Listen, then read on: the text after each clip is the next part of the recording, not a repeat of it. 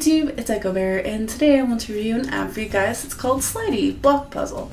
Now before I get into talking about this app and why I like it, let's get through the serious stuff. So Slidey is made by an arcade, and the first version that I can find of it being released was on January 21st, 2016.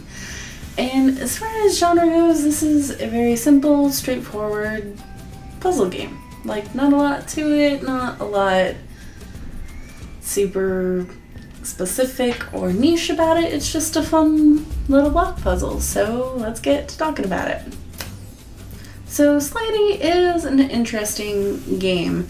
It reminds me a lot of some of the puzzle type mini games that Humongous Games would throw at you every once in a while when you're playing through their games. But pretty much the whole premise of this game is there's these little blocks of various sizes all stacking up that you have to clear by creating a sort of Tetris to it. It's almost like an inverse Tetris, kind of. You start with a single line of blocks and you have to move them in such a way that an entire line has been cleared in order for it to disappear and go away. So you have to do that by moving around the blocks, and gravity makes them fall down on their own. You can only move them in certain ways. You can't move them past one another. You can only move it in the section that's open.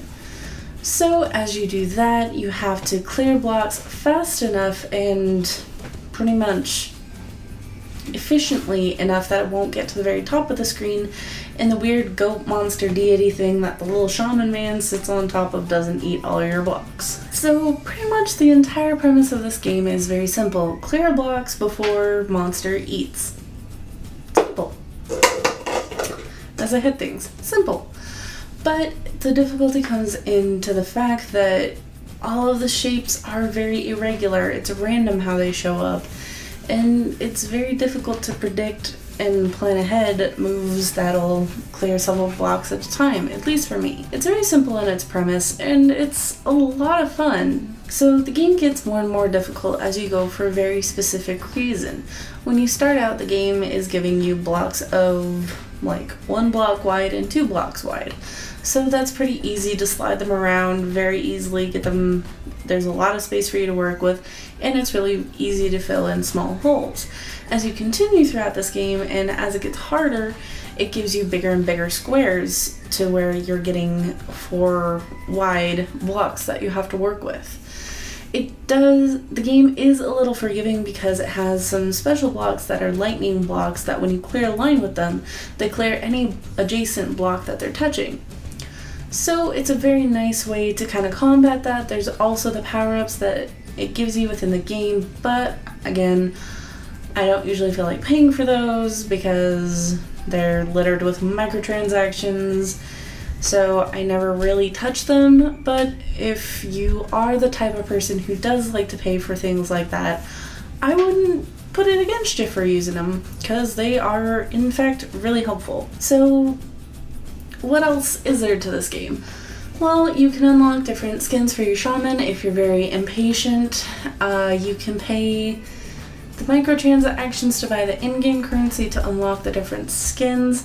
However, if you're just patient and play the game a lot as you move up through the ranks, you will unlock more just as you go through this game. So there's the added little bonus of the shaman.